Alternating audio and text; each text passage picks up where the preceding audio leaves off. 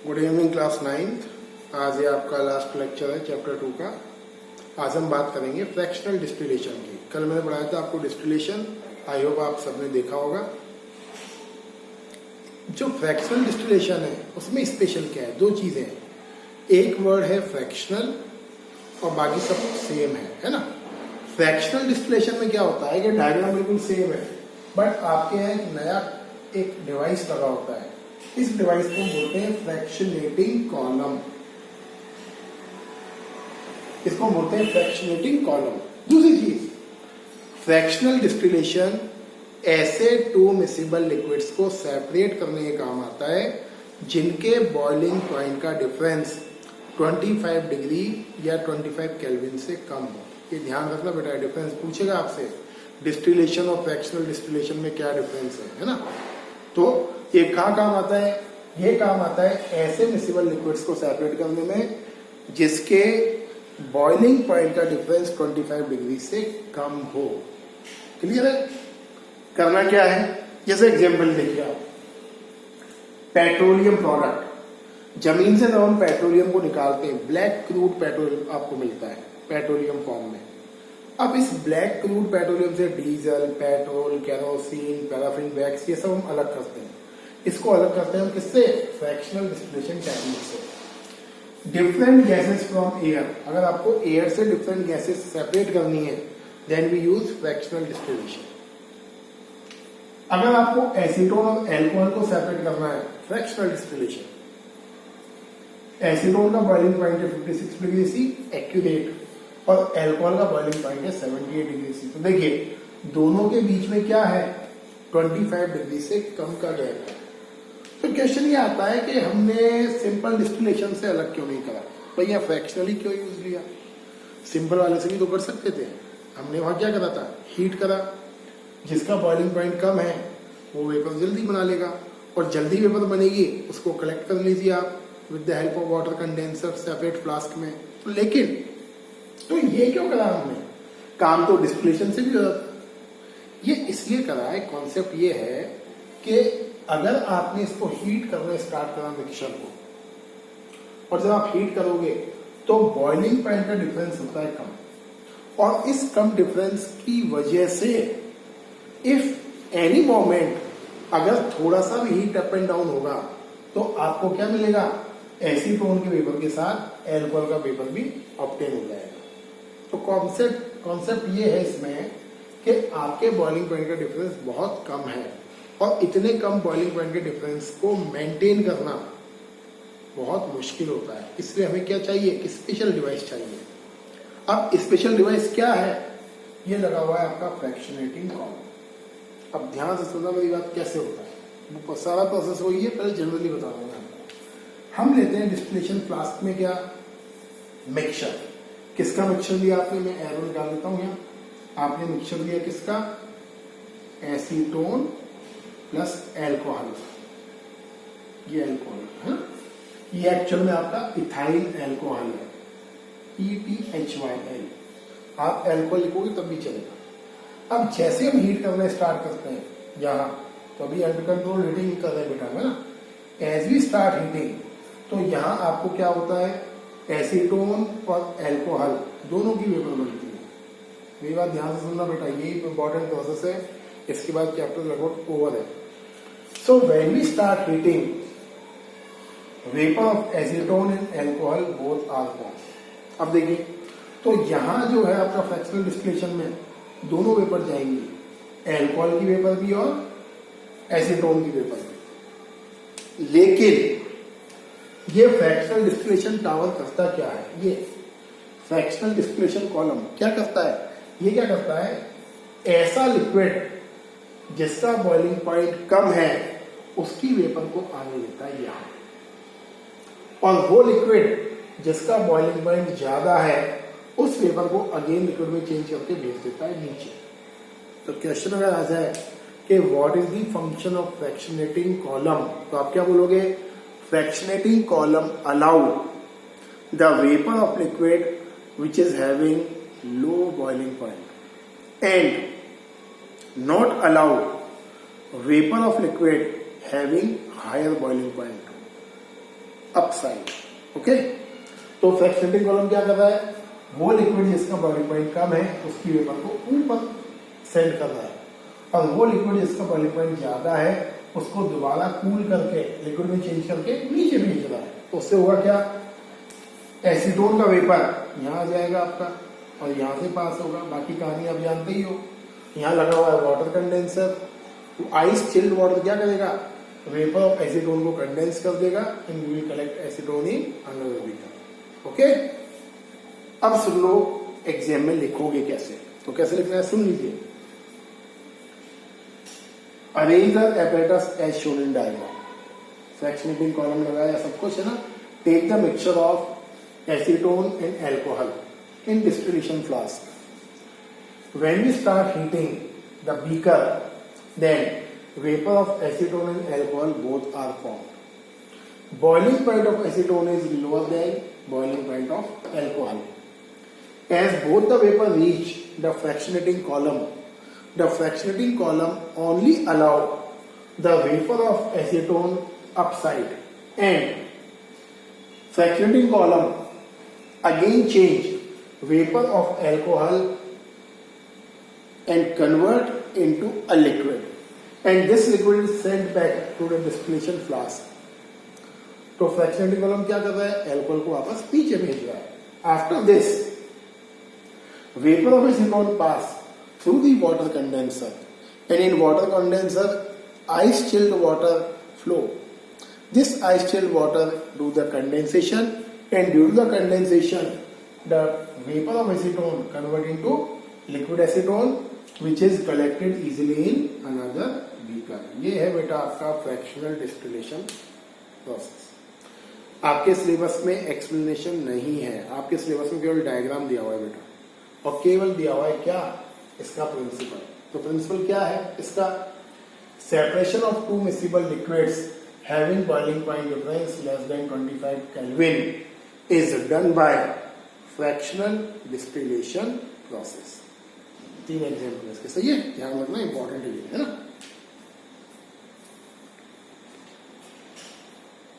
देखिए आपके एनसीईआरटी में क्वेश्चन है, how we separate different gases from air. आप एयर से डिफरेंट गैस को कैसे सेपरेट करोगे, तो आंसर उसमें सिंगल लाइन में लिखना है, by fractional distillation and by decreasing temperature and increasing pressure. अब कैसे करते हैं इसको समझो ध्यान से। अब जैसे आपको आपके एयर से CO2, N2O2 ये सब अलग करना है, हाइड्रोजन सब निकालनी है आपको, तो सिंपल 1 मार्क्स में पूछा तो आप क्या लिखोगे, बाय फ्रैक्शनल डिस्टिलेशन। डिटेल में पूछ रहे 3 मार्क्स में, तो कैसे लिखोगे, देखिए ये फ्लो चार्ट है आपका। हम सबसे पहले क्या करते हैं, एयर लेते हैं और एयर को करते हैं कंप्रेस एंड कूल। कैसे करोगे compress, by increasing pressure. Cool कैसे करोगे, ठंडा करके, मतलब उसको टेम्परेचर को डाउन करके। तो हम कैसे करते हैं, we compress and cool air by increasing pressure and decreasing temperature। Upside arrow का मतलब है increasing pressure, डाउनसाइड एरो का मतलब decreasing temperature। तो 2 चीजें हम करते हैं, प्रेशर को बढ़ाते हैं और टेम्परेचर को कम करते हैं, and after some time due to this air convert into liquid form. Now इसके बाद हम क्या करते हैं, allow to warm up slowly in fractional distillation column. हम क्या करते हैं, ये जो लिक्विड एयर है उसको पास करते हैं फ्रैक्शनल डिस्टिलेशन कॉलम से। जो एयर वाला फ्रैक्शनल डिस्टिलेशन कॉलम होता है ये थोड़ा अलग होता है, इस तरीके से होता है डायग्राम। सिलेबस में है नहीं आपको डायग्राम, पर मैं बता रहा हूँ आपको। ये इस तरीके से, जैसे पेट्रोलियम वाला होता है उस तरीके से होता है, ये इस तरीके से होता है ये। तो इस ट्रावल से हम पास करते हैं। तो when we allow the liquid air through the fractional distillation column, तो each chamber का अलग अलग टेम्परेचर होता है। ये temperature T1, T2, T3, T4, T5 and T6, and in the different chamber of fractionating column at a different temperature the different gases from the airs gets separated। सही है। तो concept ये है कि आपने एयर को कूल करा, liquid form में चेंज करा, उसके बाद क्या करा आपने पास करा फ्रैक्शनेटिंग कॉलम में, और फ्रैक्शनेटिंग कॉलम में क्या हुआ, डिफरेंट गैसेज अपने डिफरेंट बॉइलिंग पॉइंट्स के अकॉर्डिंग सेपरेट होगी। क्लियर, यह है आपके एयर से डिफरेंट गैस का सेपरेशन। Got it. आगे देखिए बेटा, नेक्स्ट टेक्निक है आपकी क्रिस्टलाइजेशन। एक मिनट,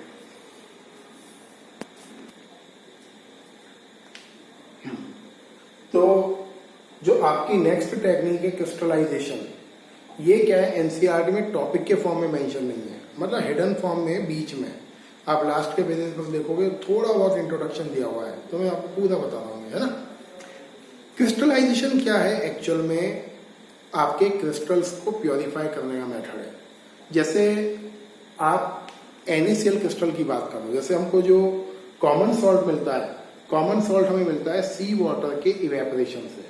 अब सी वाटर को इवेपोरेट करने के बाद जो कॉमन सॉल्ट हमें मिलता है वो होता है इम्प्योर। अब क्या प्रॉब्लम ये है कि अगर इम्प्योरिटी क्रिस्टल के अंदर है, जैसे देखिए आप ये NaCl का क्रिस्टल, अगर इम्प्योरिटी इसके अंदर है तो आप क्रिस्टल को कैसे प्योरीफाई करोगे, तो उसको प्योरीफाई करने का मेथड है क्रिस्टलाइजेशन। तो सिंपल डेफिनेशन है, crystallization is a technique which is generally used to purify when impurity present in a crystal और in a crystalline solid. Example, purification of impure copper sulphate, alum and NaCl। NaCl formula होता है बेटा common salt का, खाने वाला जो salt है आपका, उसका फॉर्मूला आपका NaCl है। कैसे प्योरीफाई करोगे, तो मैंने पूरा प्रोसेस डायग्राम फॉर्म में समझाया आपको, ताकि आपको ढंग से समझ में आ जाए, है ना। देखिए हम करते क्या है, सबसे पहले इम्प्योर कॉपर सल्फेट का क्रिस्टल लेते हैं, मतलब कोई भी एक ले लीजिए आप, एलम लीजिए, कॉमन सॉल्ट लीजिए, कॉपर सल्फेट लीजिए, जो आपकी इच्छा है ना। सबसे पहले हम क्या लेते हैं, इम्प्योर कॉपर सल्फेट का crystal. After this we dissolve the impure crystal in minimum amount of water। ये नहीं कि आपने क्रिस्टल को लिए इतना सा पानी ले लिया 10 लीटर उसमें। We dissolve impure crystal in minimum amount of water। After this, we filter the solution। We filter the solution, separate non-soluble impurities if they are present inside of crystal। Got it? Filter क्यों करते हैं, non soluble impurities को separate करने के लिए। After this we heat the solution till the crystallization point. हम क्या करते हैं इसके बाद, इस सॉल्यूशन को हीट करते हैं till the crystallization point. As the crystallization point reach, we take out solution in a china dish and we place china dish over the mouth of a container carry ice chilled water।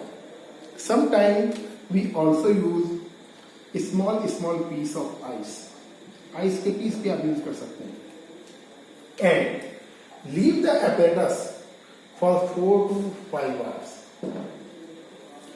After 4 to 5 hours, you will see that due to condensation, the small particles of pure copper sulfate combine with each other and form big pure crystals of copper sulfate and leaving the impurities behind in the solution। क्या होगा थोड़ी देर बाद, 4 to 5 our के बाद, आपके जो pure copper sulphate के particles हैं, they will join with each other and form bigger size of crystals। इसके बाद क्या करते हैं आपको, after this we do the decantation। By decantation we remove the excess of solution easily and we obtain pure crystals of copper sulfate। Now dry the pure crystals with the help of filter paper and obtain pure copper sulfate crystal in a separate china dish, container, whatever you want to write, it depends on you। सही है, तो करना क्या है, इस diagram को देखिए और इसी डायग्राम को देख के आपको अपने एक्सप्लेनेशन को लिख देना है। आने का चांस कम है कि बहुत हिडन प्रोसेस है, बहुत छोटा सा दिया हुआ है आपके सिलेबस में, आने का चांस कम है, बट इंपॉर्टेंट है हायर क्लास के लिए।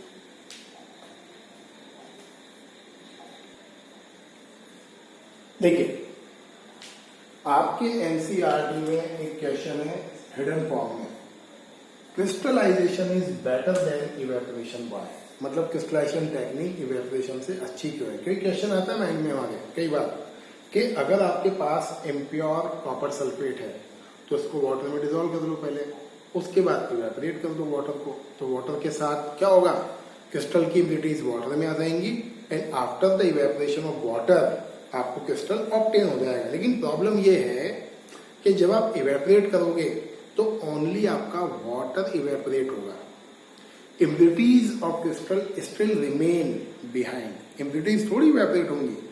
प्रॉब्लम नंबर 2, जैसे अगर आपका शुगर क्रिस्टल है और शुगर के क्रिस्टल को प्योरीफाई करना है, तो if we heat a sugar crystal directly then sugar crystals convert into carbon black charcoal. देखना आप अगर शुगर को हीट करोगे रैपिडली तो शुगर क्या होगी, बर्न हो जाएगी एंड कन्वर्ट इनटू कार्बन। तो इसीलिए आपकी जो क्रिस्टलाइजेशन टेक्निक है वो इवेपोरेशन से बेटर टेक्निक है। किसके लिए? क्रिस्टल्स के प्योरिफिकेशन के लिए। तो पढ़ के दिखा रहा हूं मैं आपको, देखिए लिखा है, सम सॉलिड्स में decompose on heating to dryness, example sugar crystals. अगर आप डायरेक्ट हीट करोगे तो कुछ जो क्रिस्टल्स होते हैं वो डिकम्पोज हो जाते हैं, एग्जाम्पल शुगर के क्रिस्टल्स। इसलिए हम डायरेक्ट हीटिंग करके क्रिस्टल्स को प्योरीफाई नहीं कर सकते। Point number 1। नंबर 2, सम इम्प्योरिटीज में still remain dissolved in solution even after filtration. अगर आपने वाटर में डिसॉल्व करके क्रिस्टल को फिल्टर कर भी लिया तो फिल्ट्रेशन के बाद भी some of the impurities still remain in the solution which on evaporation may contaminate the solid। वो जो सॉल्यूशन बचेगा आपको फिल्टर करने के बाद भी, अगर आप उसको इवेपोरेट भी करोगे तो उससे क्या होगा, ओनली वाटर इवेपोरेट होगा, still solid will carry some amount of impurity. सही है, तो ये क्वेश्चन आ सकता है। दूसरी चीज कहाँ कहाँ काम आता है crystallization, purification of common salt NaCl, purification of alum and purification of copper sulphate crystals. सही है बेटा, तो ये क्रिस्टलाइजेशन टेक्निक है आपकी। देखिए बेटा, लास्ट टॉपिक है आपका वाटर प्योरिफिकेशन प्लांट। आपके घरों में जो वाटर सप्लाई होता है वो कैसे प्योरीफाई होता है ना। डायग्राम चांस कम है आने के, एक्सप्लेनेशन पूछ ले तो पूछ ले, अगर टफ पेपर बनेगा तो होता क्या, देखिए सबसे पहले होता है वाटर रिजर्वायर। जितना भी जो वाटर होता है रिवर वगैरह का, उसमें से जो अमाउंट है वाटर का उसको सबसे पहले करते हैं कलेक्ट। आपके कोटा में वाटर प्योरिफिकेशन प्लांट है अकेलगढ़ में, चंबल गार्डन के आगे, वहाँ बहुत बड़ा प्लांट है वो वाटर के प्योरिफिकेशन का। तो वाटर रिजर्वायर में सबसे पहले हम क्या करते हैं, वाटर को कलेक्ट करते हैं। उसके बाद हम वाटर को भेजते हैं सेडिमेंटेशन टैंक में। सेडिमेंटेशन टैंक में क्या होता है, जितनी भी जो सॉलिड इम्प्योरिटीज होती हैं, these solid impurities settle at the bottom। ये सॉलिड इम्प्योरिटीज ये लिखा हुआ है ना। इसके बाद वाटर आता है आपका लोडिंग टैंक में। लोडिंग टैंक में क्या होता है, ऐसी इम्प्योरिटीज जो ना तो डिसॉल्व है और ना ही सेटल होती है। सुनना ध्यान से, लोडिंग टैंक में क्या होगा, the impurities which are not settle and not dissolve they settle at the bottom because we leave the water in this tank for 2 to 3 hours। ये सेडिमेंट यहाँ पर सेटल हो गया। After this water is sent to filtration tank. Filtration tank में 3 layers होती हैं। Layer number 1 gravel की layer, मतलब बड़े बड़े पत्थरों की layer. Layer number 2 coarse gravel, थोड़े छोटे पत्थर की लेयर। और लेयर नंबर 1 सैंड की लेयर। तो 3 लेयर्स लगाते हैं हम यहाँ टैंक में, gravel, coarse gravel and sand. And when the water reach in the filtration tank, तो ये जो 3 लेयर्स होती हैं आपकी ग्रेवल और सॉइल की, ये वाटर करती है filter. After this tank water is sent to the chlorination tank. Chlorination tank में क्या होता है, we add chlorine tablet. Chlorine tablets क्या रिलीज करती है, chlorine tablet release chlorine gas and chlorine gas kills the bacteria and after this the water is supplied to the home। आप देखना कभी कभी जब वाटर आता है टैप वाटर, उसमें से एक अजीब सी स्मेल आती है, गंदी स्मेल, पंजेंट स्मेल, केमिकल वाली स्मेल। वो जो केमिकल वाली स्मेल होती है वो एक्चुअल में होती है क्लोरीन की। इवन बरसात के दिनों में जो वाटर आता है सप्लाई होकर, उस पानी में आपको ज्यादा स्मेल मिलेगी। क्यों मिलेगी? क्योंकि रेनी सीजन में ही सबसे ज्यादा वाटर के इम्प्योर होने के चांसेस होते हैं। तो ये है आपका वाटर प्योरिफिकेशन सिस्टम। सही है? Got it? देखिए, ये देखिए बेटा, चैप्टर का छोटा सा टॉपिक और बचा हुआ है, फिजिकल एंड केमिकल चेंज। आपने पढ़ा हुआ है क्लास 6, 7, 8 में ऑलरेडी। क्या है फिजिकल चेंज? वो चेंज होते हैं जिसमें कोई नई चीज नहीं बनती है। तो डेफिनेशन है बेटा ऐसा अपने आप में, a change in which no new substance is formed and may be reversed are called physical change. इसका opposite, changes in which new substance are formed and cannot be reversed easily are called chemical change. Example, cutting of tree, melting of ice, evaporation of water, ये सारे के सारे physical change है। क्यों physical change है? कोई नई चीज नहीं बनी, आपने ट्री को कट करा, तो कट करने का मतलब क्या है? पहले भी ट्री था, अब भी ट्री है, वो कुछ नई चीज थोड़ी बनी है। Melting of ice, ice melt हो गई, पहले भी वाटर था, अब भी वाटर है। इवेपोरेशन ऑफ वाटर, आपने वाटर को इवेपोरेट करा, कुछ नया चीज नहीं बना।